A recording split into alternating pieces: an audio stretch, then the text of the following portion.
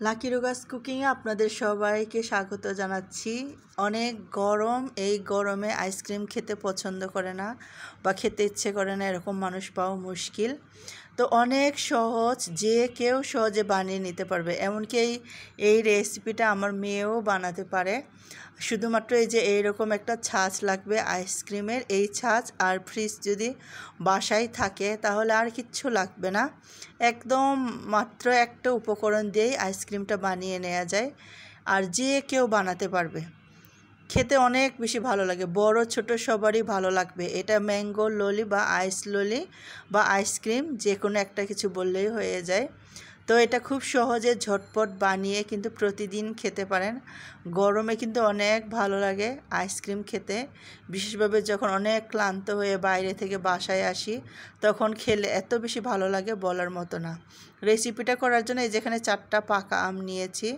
আমটা আসলে অনেক বেশি পেকে গেছিলো, এই যে এরকম করে খোসা ছাড়িয়ে নিয়েছি। এখন এখান থেকে আমি রস বের করে নিব। আপনারা যে যেমন করে পারেন বের করে নেবেন, হাত দিয়ে বা এরকম ছেঁচেও বের করতে পারেন। তো আমি এরকম করে বের করে নিয়েছি, খুব সহজ।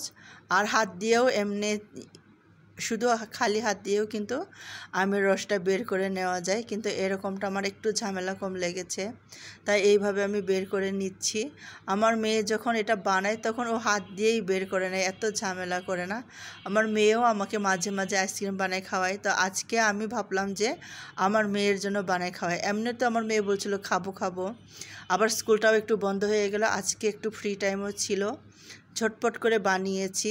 তবে 24 ঘন্টা টাইম লাগবে এটা ভালো করে খেতে চাইলে। তো আমের রস বের করে নিয়ে এর মধ্যে আমি চিনি দিয়ে দিলাম। চিনিটা ইচ্ছা, আমটা অনেক বেশি মিষ্টি ছিল তাই খুব বেশি চিনি লাগেনি, আর এমনি চিনি ছাড়া খেলেও কিন্তু ভালো লাগে। শুধু আমি চিনিটা দিয়ে খুব ভালো করে এটা দিয়ে গুলিয়ে নিয়েছি। আপনারা চাইলে ছেঁকে নিতে পারেন, আমি আর ছাঁকলাম না, এটা দিয়েই করলাম। তারপরে আমের যে আটি ছিল এখান থেকেও আরেকটু পানি দিয়ে আমি আরেকটু রস বের করে নিয়েছি। এইটা আমি একটু ছেঁকে নিচ্ছি, যেহেতু আমের আটি এখানে আছে। না ছাঁকলেও হতো, কিন্তু আমি ছেঁকে নিলাম। একটু পাতলা করতে চাচ্ছি, অনেক বেশি ঘন হয়ে গেছে আমের এটা, তো একটু ঘন করার জন্য কিন্তু পানিটা একটু মিশিয়ে দিলাম। আবার একটু ভালো মতো ঘুটে নিচ্ছি।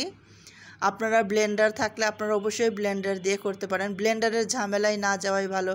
ব্লেন্ডার একটা বের করে ধুয়ে ব্যবহার করে আবার ধুয়ে রাখাটাও কিন্তু অনেক ঝামেলা, এত ঝামেলায় যেতে হবে না। আপনি এভাবে বানিয়ে খাবেন সহজ সরলভাবে, অনেক বেশি ভালো লাগে। তো আমি আগে থেকে যে আইসক্রিমের যেটা ছাঁচ, এটা আমি আগে থেকে কিন্তু ভালো মতো ধুয়ে শুকিয়ে রেখেছিলাম। এখন এখানে আমি ঢেলে নিব, বাটি থেকে সরাসরি ঢেলে নিচ্ছি। তো আমি একটু বেশি করে প্রথমে ঢেলেছি, একটু ওভার হয়ে গেছে।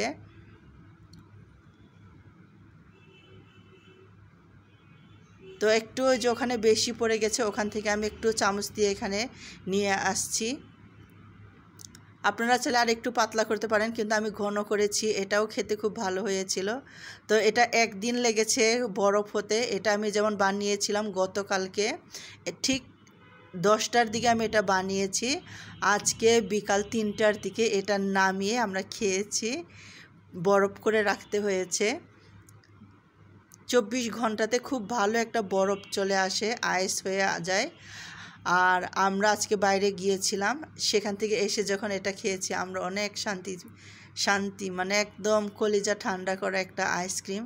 অবশ্যই বানিয়ে খাবেন, যে কেউ বানাতে পারবেন, একদম কম খরচে ঘরোয়া উপকরণে, খেতে কিন্তু অনেক মজা। তো এই যে আমার মেয়েটা বের করছে,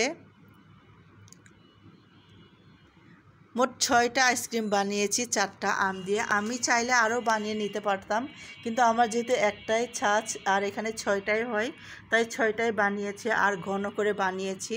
আর এটা যখন খেয়েছি আমার একটা ভয় ছিল হয়তো খুব তাড়াতাড়ি গলে যাবে, কিন্তু বিশ্বাস করেন 24 ঘন্টার বেশি সময় রেখেছি, একদমই গলে যায়নি, একদম ঠান্ডাভাবে ধীরে সুস্থে খেতে পেরেছি, আর অনেক ভালো লেগেছে। বিশ্বাস করেন, অবশ্যই বানিয়ে খাবেন একদম ঘরোয়াভাবে, কোনো রকম কেমিক্যালস ছাড়া। Thank you.